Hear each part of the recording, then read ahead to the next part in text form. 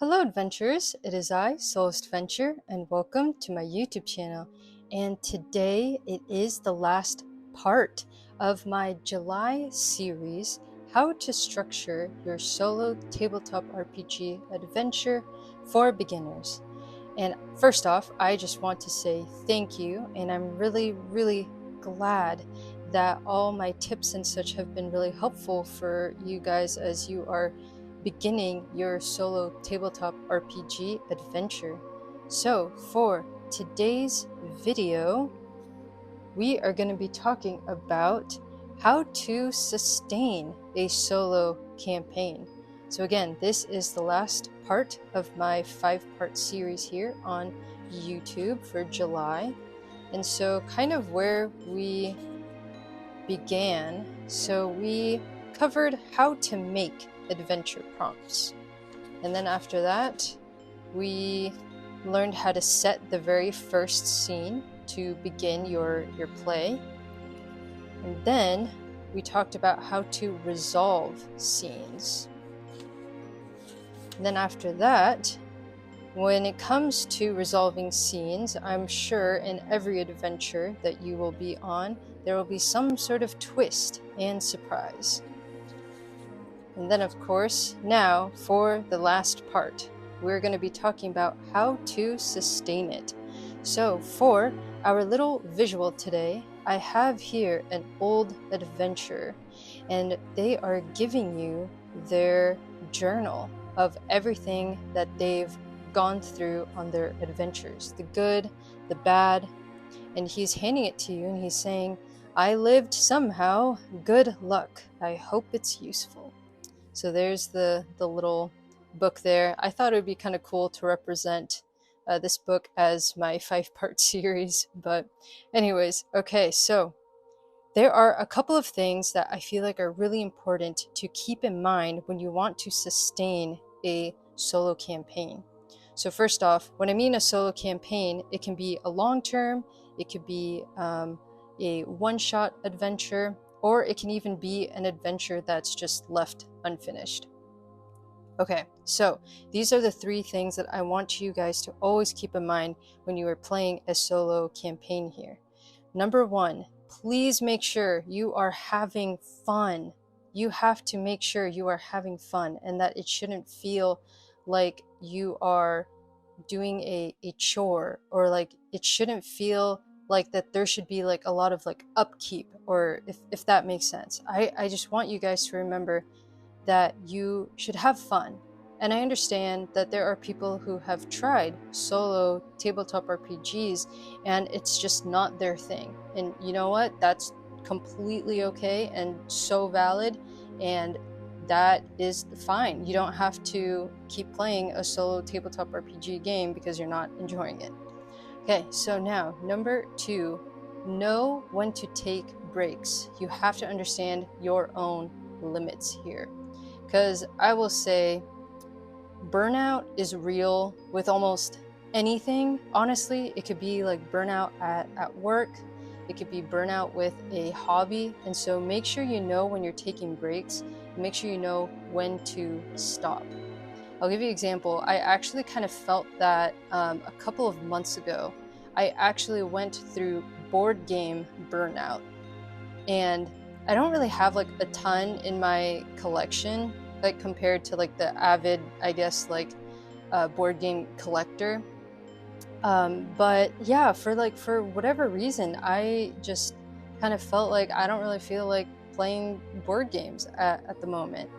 And I don't know what it was, but I like wanted something, I guess, less on rules and just, you know, the open freedom kind of adventure. And I feel that with tabletop RPGs, and I think that's why I've been leaning a lot more towards TTRPGs compared to like board games, because of that feeling. And so make sure you know when to take breaks. And so I mean, the board games aren't going anywhere, you know, and it's just maybe a season right now. So make sure you know when you're taking breaks. And number 3, try to make the session feel personal. and you can draw. Like for me, I love drawing. You can write. You can speak to yourself as if like you're kind of having a conversation with yourself. And as you experience kind of that personal feeling, you'll also learn so much about yourself too. Like, I think I actually want to make this a completely separate video, but I really want to cover all the things that I've learned about myself, like when it comes to solo tabletop RPGs. So yeah, I think it's really important to make your space too, like when you're playing your solo tabletop RPGs, make the space feel personal, make it feel like you're ready to play. So yeah, I think it's really important for you to make sure that you make it feel personal, so you're able to like connect with the session. All right, so now we are going to be covering 5 different things that you can do to help yourself sustain that solo campaign. So number 1, let logic guide you. I feel like this is a very common kind of issue, is where you kind of like overthink things as you're playing, or you have like way too many questions going on in your head as you were playing, and you have, I guess, a ton of different ways to interpret the words that you get from random tables or something. But no worries. I think it's important to just ask yourself, okay, what would make sense in this scene? And just react naturally, react logically.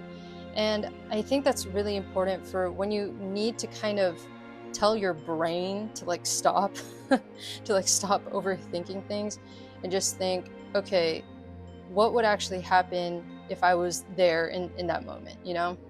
Like, I know, like for me, there are times where I'm kind of going through maybe like a combat scene or something, and I'm like, oh, I don't know what the monster would do now. And I'm always like, let's just think naturally here. The monster would probably want to fight back, right? And if it's like heavily injured, they probably want to try to retreat. And so I think that's like really important to also just stick in your brain there, that yes, the tables are there to like guide you and help kind of craft the scene here, but it's also important for you to just know what would logically make sense. So I think, yeah, number 1, it would be 100% to remind yourself to just let logic guide you. All right, so now number 2, embrace the loose ends. So I think it was the last video where I was talking about asking open-ended questions. I think that ties in with this type of concept where you can just embrace the loose ends. So maybe from certain scenes, or maybe there were like random events that were happening in your adventure, and you were thinking, oh, I don't really know what this means yet. And that is okay if you don't know what that particular scene was trying to tell you. I think that is perfect actually for future plot hooks. So you can revisit like old clues, or maybe there were other NPCs.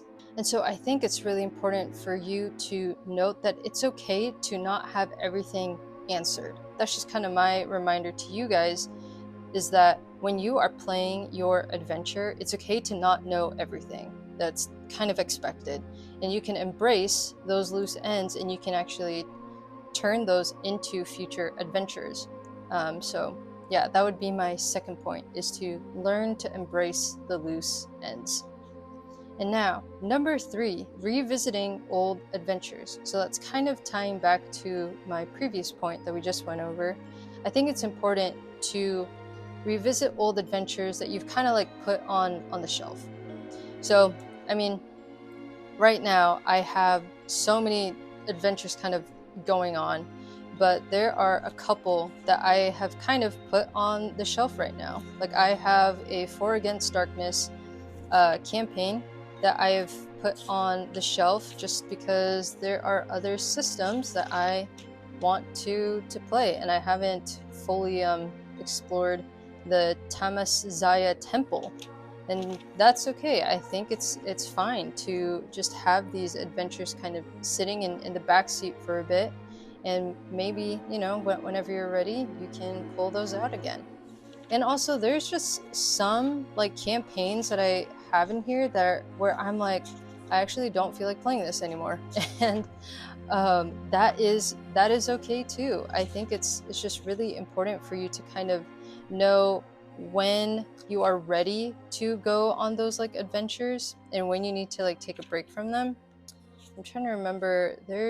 Here I have like my troika adventure of Wyatt, who is the vengeful, rebellious teen over here, and I haven't touched his adventure in a while. But I did. It was kind of fun. I did actually play troika with a couple of friends. I think that was just last weekend, and I was playing as Wyatt, the vengeful child, and that was a lot of fun. But in terms of like my solo campaign for him, I haven't touched it, and I definitely will soon. There's just systems that I am more interested in, and that's totally okay. So yeah, you can revisit old adventures that you've put on the shelf, or if there are campaigns that you have played and you had a lot of fun playing them, you can run them again. You can build a completely new character, and you can add a couple more twists into the campaigns. And so I know, like, actually, we'll use this. So I said in a previous video that I am playing some AD&D, and this is obviously a pre-made adventure, and I'm having a lot of fun playing this on my own time. But you know, I think I'm like a little, maybe a little less than like halfway through this, but I'm also thinking of playing this again, and I can create like a completely new character, and I can add a couple more like twists, or maybe add some like NPCs and stuff uh, within this module, and I can just see how it goes and see how it's different. And the other thing is, maybe you played an adventure, but it was kind of left open-ended. You can play that adventure, and you can just think to yourself, okay, well, this happened last time, so I wonder what will happen next. I always feel like revisiting old adventures are a fun way to keep at it, you know? Okay, so now we are in number 4. Limit, or I honestly just want to say remove perfectionism. Play messy, and it is okay if your brain goes everywhere, or it is okay if your notes are not messy. You don't need super cool minis and dice to like have fun. Like, you can just have like these cheap ones. I think this one was like $5 or something. And for minis, I can't paint minis. I've tried, and it's just not my thing. And that's okay to just play with unpainted minis. Or if you have Legos, you can grab those Legos. Or you can literally play with, like, I don't know, you can even draw like stick figures.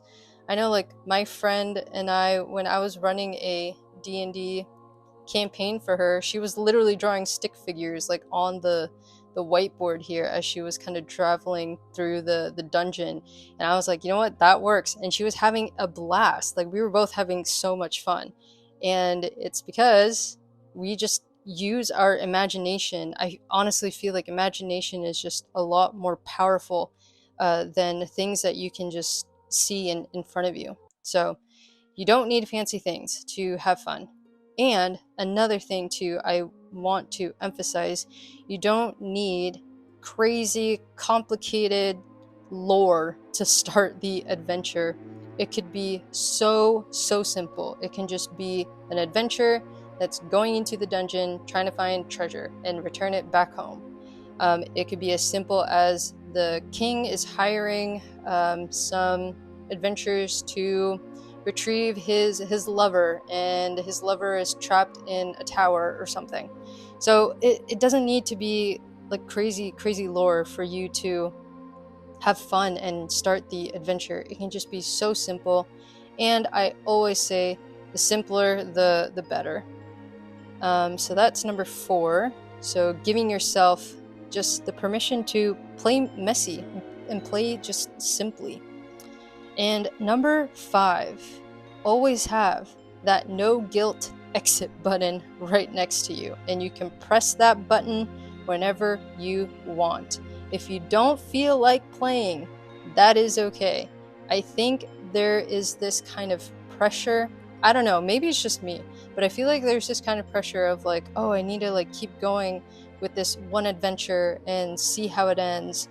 But for whatever reason, it's just an adventure that I don't have like fun playing with. And I stop myself right there and I tell myself, okay, well, that just means that you don't feel like playing it, and that is okay. So then instead, I create something else. Or I could just put it on the back burner and I revisit it later. And sometimes it might take me weeks or something before I dive into that adventure again. And so I think it's okay to always have that no guilt exit button if you simply just don't feel like playing. Again, kind of like what I said with my like 3 points up here like earlier, but taking breaks and knowing when you're about to hit that burnout phase, I think is a scary place, because you also want to enjoy the hobby, and once you feel burnt out, it'll be so hard for you to go back into that hobby. And so I'll give you an example here, but I actually had a little bit of a photography, videography hobby for a couple of years. This was kind of, um, I guess, kind of pre-COVID.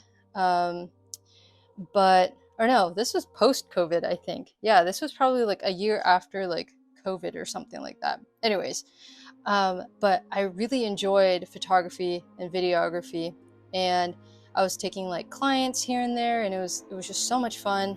But I just started to feel so burnt out, and I don't know if it's like the demands of like the job, like driving to the site and then editing it, and then having people like constantly ask like, oh, when are you gonna give me like your photos? And I'm like, I gave you a timeline, we signed the agreement, like this is what it is. Like I don't know if it's just like dealing with customers or something, but sadly I like stopped photography and videography for like a couple years, and I still tap into it like from time to time, like on vacations, or maybe I have some like creative friends who are more in like the creative like industry of like the arts, and maybe they need some like content or something. So I don't know, I still like do it from time to time, and it's fun. But yeah, I was really sad when I started to feel really burnt out from that hobby, and it took me so long to get back into it. And so I'm always trying to remind myself to always have that no guilt exit button if you are not feeling it, because you want to have fun. And if you're starting to feel that burnout, that feeling of like passion and fun, it is so hard to get that back. So that is my last reminder for you guys here, is to just have that little exit button next to you. If you don't feel like playing, that is okay. And always keep in mind that adventures will always be there for you when you are ready. Life gets busy. We all have, jobs, a family, I don't know, just various responsibilities. We have, obviously, life happens and the things happen.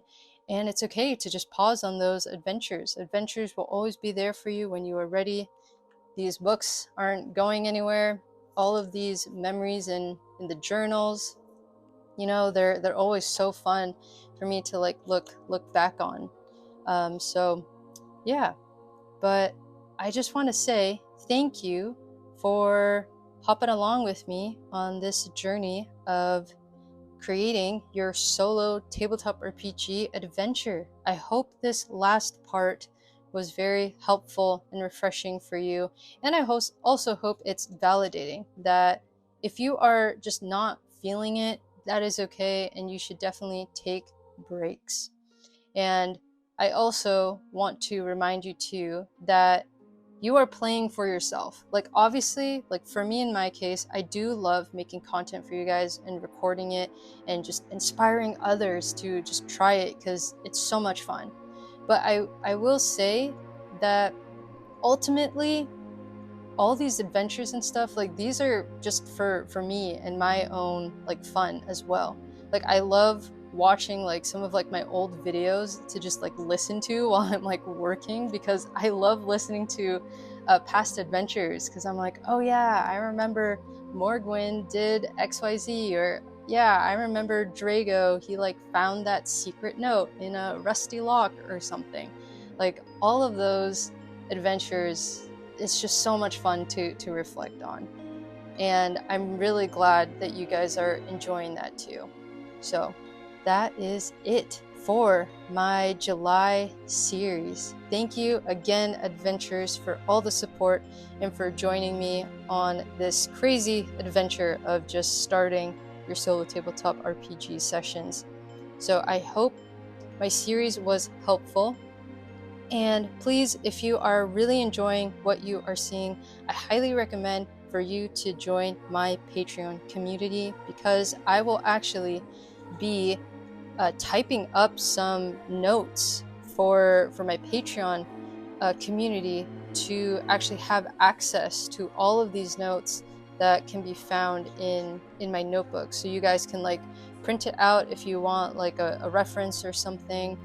And so, yeah, I really hope that these notes are helpful for you and your adventures. So join our little community on Patreon if you want to have access to that. I will probably get that all done. I don't know. I guess like maybe kind of like that first week of August. And a last reminder here, make sure to join the giveaway. So make sure that you fill out the form if you want to enter the giveaway. That will be closing on Friday. So make sure that you enter in and fill out that form, and I will draw the winner later that day. And I'll announce the winner too, maybe a couple days after that, maybe after the weekend or so. But anyways, that is it for today's video, adventures. Thank you so much. Till next time.